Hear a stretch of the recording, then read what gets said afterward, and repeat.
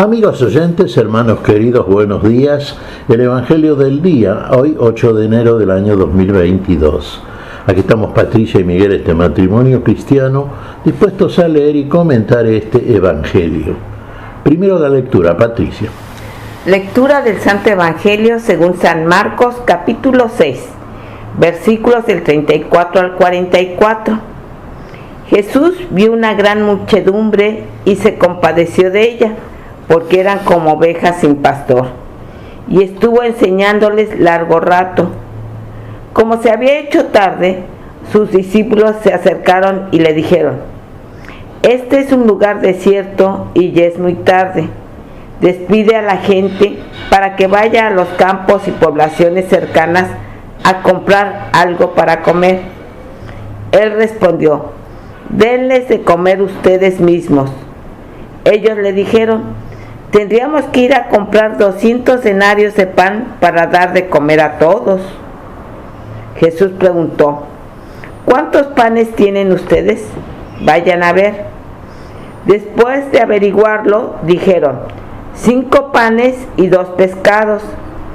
Él les ordenó que hicieran sentar a todos en grupos sobre la hierba verde, y la gente se sentó en grupos de 100 y de 50. Entonces él tomó los 5 panes y los 2 pescados, y levantando los ojos al cielo, pronunció la bendición, partió los panes y los fue entregando a sus discípulos para que los distribuyeran. También repartió los 2 pescados entre la gente. Todos comieron hasta saciarse, y se recogieron 12 canastas llenas de sobras de pan y de restos de pescado. Los que comieron eran 5,000 hombres. Palabra del Señor. Gloria a ti, Señor Jesús. Bueno, estaba recordando una frase del Sermón del Monte. Siempre decimos que el Sermón del Monte es la carta constitucional del reino de los cielos. ¿Recordás cuando decía Jesús: bienaventurados los que tienen hambre y sed de justicia, porque ellos serán saciados? Uno diría, bueno, al leer este pasaje, vemos que el Señor, sí, vio a la muchedumbre, y la vio como lo que el Señor siempre percibía, y no se equivocaba. Efectivamente, eran como ovejas sin pastor.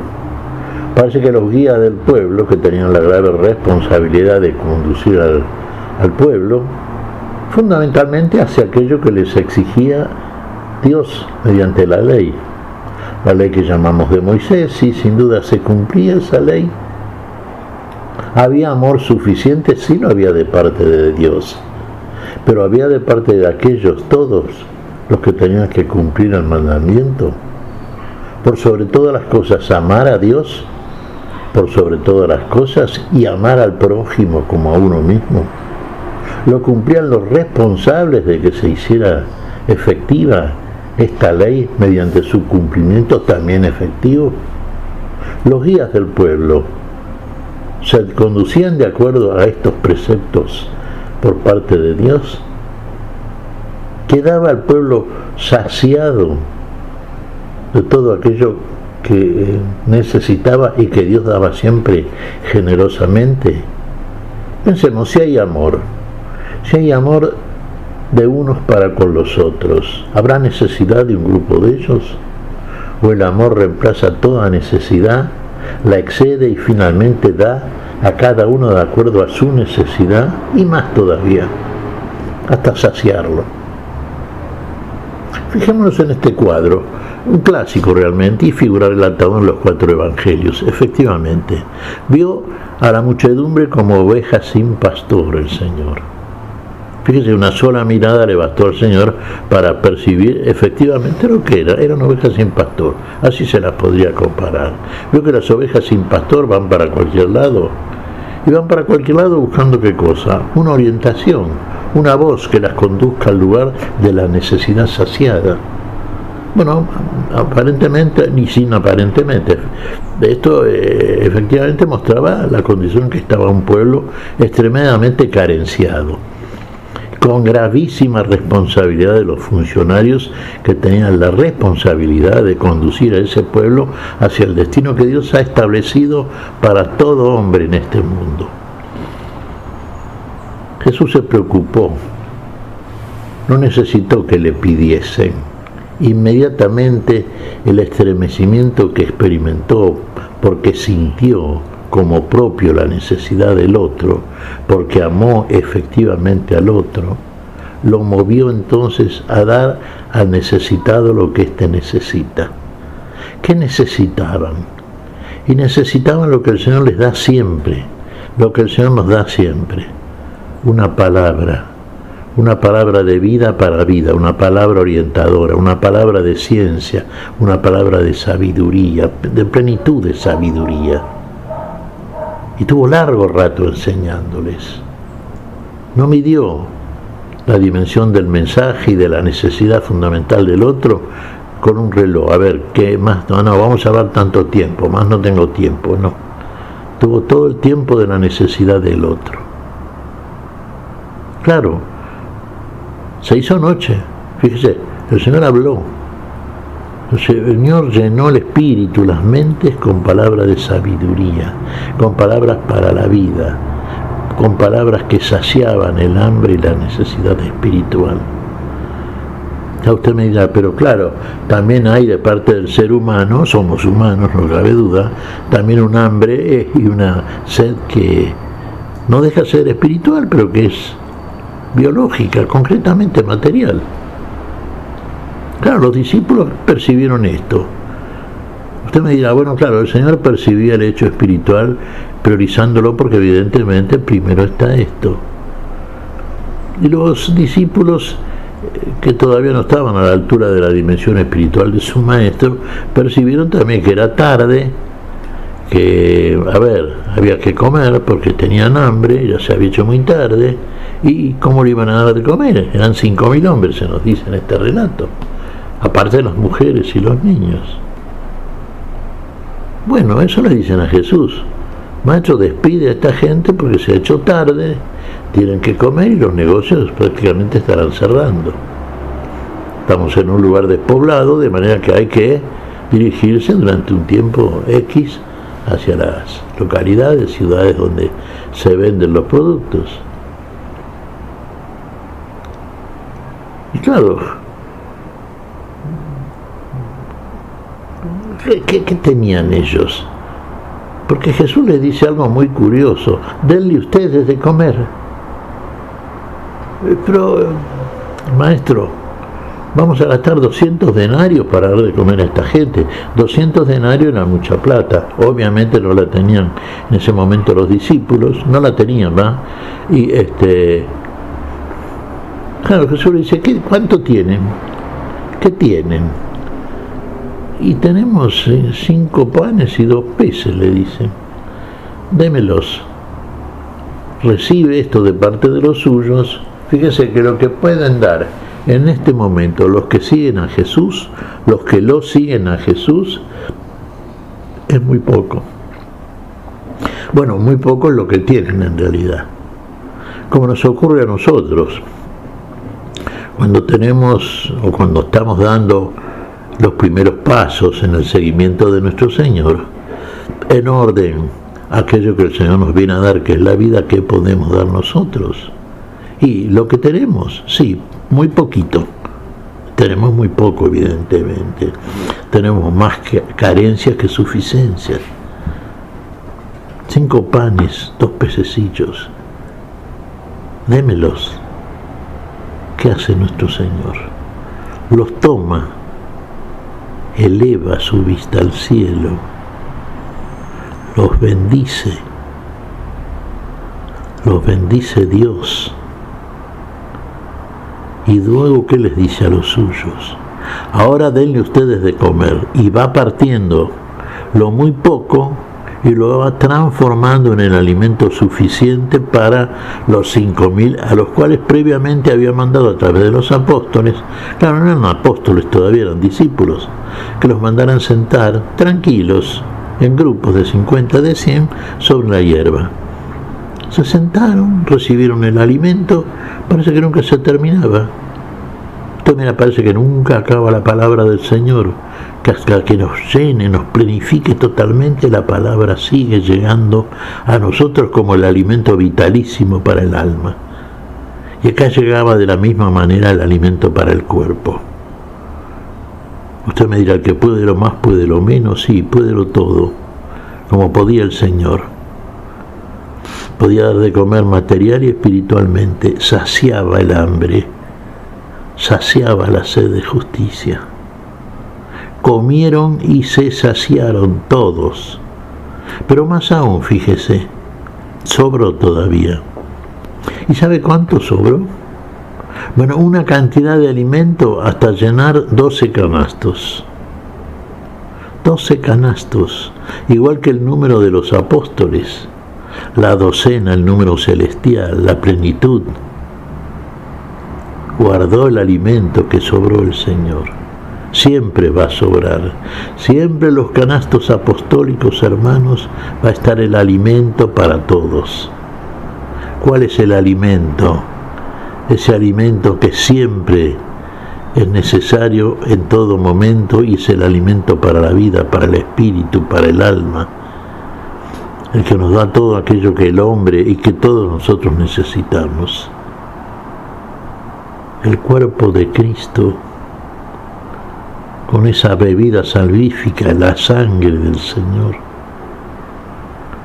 ¿Eso faltará? No, no va a faltar. Estaré con ustedes hasta el fin de los tiempos, dijo el Señor.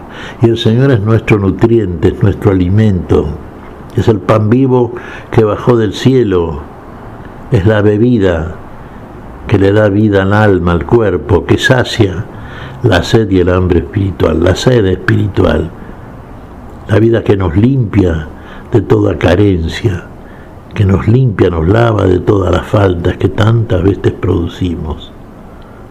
Está siempre en cantidad suficiente, nunca va a faltar, siempre va a sobrar, siempre va a estar aguardado en los lugares donde el Señor las guarda, en aquellos que son verdaderamente sus seguidores, que nunca van a faltar. Hermanos, hace esto 2000 años más o menos. Sin embargo, sigue estando el alimento, porque el Señor sigue estando con nosotros. Sigue estando en aquellos que verdaderamente son sus testigos, testigos de la vida, aquellos que han recibido ellos mismos el alimento y han guardado el sobrante y lo van dando siempre a todos aquellos que los rodean, porque la idea que recibieron del Señor y que llevan a cabo es que no haya ni hambre ni sed de justicia, que haya saciedad en todos los órdenes y en función precisamente de la humana necesidad, para la cual viene el Señor, y fundamentalmente para la vida de todos, lo que todos precisamos, lo que el Señor ve en la primera mirada que dirige hacia la sociedad humana en cuanto viene a nosotros, es que en nosotros lo que hay es necesidad, carencia, extrema pobreza, miseria, no pobreza. El Señor viene a quitar todo eso y viene a hacerlo por amor, porque el Señor se estremece, no espera que le pidan, Él mismo ve la necesidad y Él mismo se pone a disposición. Y en todos los órdenes de la vida el Señor está presente. Invóquelo, hermano. Va a ver con qué presteza, con qué prontitud está la respuesta divina.